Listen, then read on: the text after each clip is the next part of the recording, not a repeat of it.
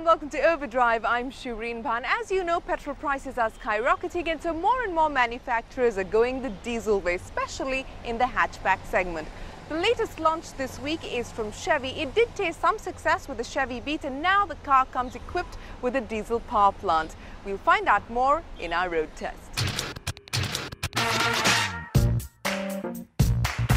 It's been just over a year and a half since General Motors launched the Chevrolet Beat in India.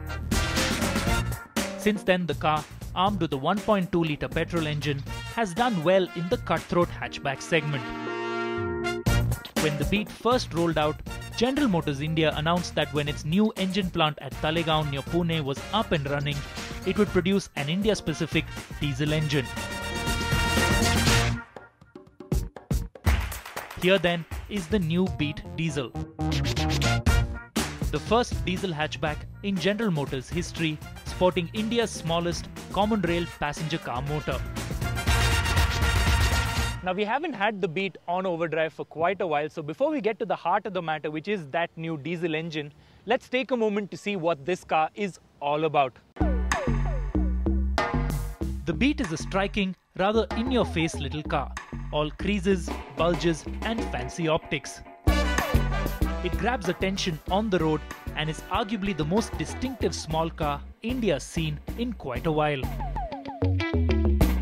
The interior too is stylish and original. A nice V-shaped dash, well-chosen colors, textures and materials, an integrated stereo, and this motorcycle-inspired instrument binnacle which looks interesting and unlike any other small car.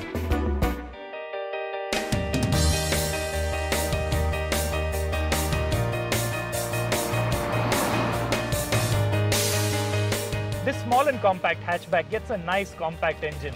It displaces just 936cc and produces 58.5 PS of power at 4000 RPM and more importantly produces 150 Newton meters of torque at 1750 RPM.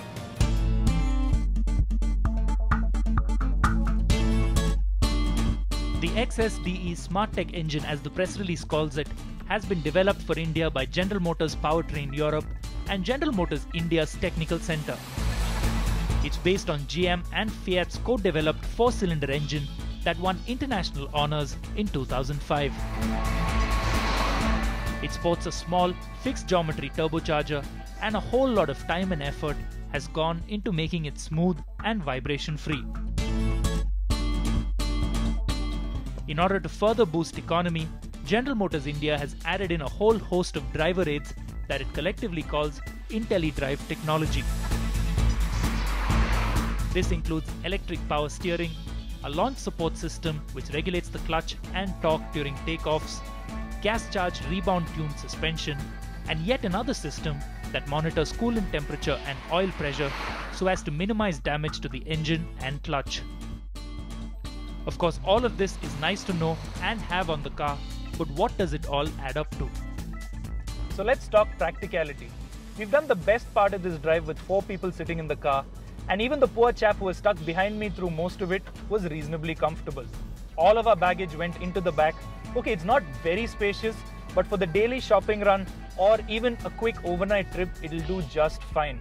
The ride is comfortable, the steering doesn't feel as over-servoed as some of the other hatchbacks I've driven, and it doesn't give you any hairy moments on the highway either. But the best part for me is just how refined this engine is, and as a result, sitting in this cabin you feel none of the harshness, vibration or noise that could have so easily been in here.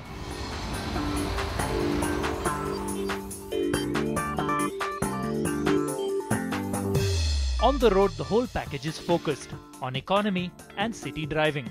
Potter along in traffic and it's completely hassle-free. On the other hand, with 4 well-proportioned passengers and a full load of bags, it does feel lethargic when trying to overtake at 60 to 70 km per hour on the highways. The numbers 0 to 100 takes a whopping 19.1 seconds, while the fuel efficiency figures are on expected lines. 16.8 km per litre in the city and 23.3 km per litre on the highway. But this is one of those cases where the numbers don't really tell the whole story, because this car is all about fitness of purpose. What GM wanted to do with the Beat Diesel was create a compact, good-looking, comfortable, fuel-efficient city car with a very low cost of ownership. And when you look at things from that perspective, the Beat Diesel ticks all the right boxes. General Motors India has been working very hard to provide a low cost of ownership for all their cars. Like its petrol-powered sibling, the Beat Diesel will have an excellent 3-year, 1 lakh kilometer warranty, which is icing on the cake for potential buyers. The last really small car with a diesel engine that I remember on Indian roads is the Zen Diesel, and that's not even in production anymore. So right now the Beat Diesel is in a little niche all by itself in India's crowded hatchback segment. What I don't know right now is the price, but going by GM's past track record, that should be really competitive. And given the way fuel prices have been climbing over the past couple of months, I think this car is in the right place at the right time, and it's going to do rather well.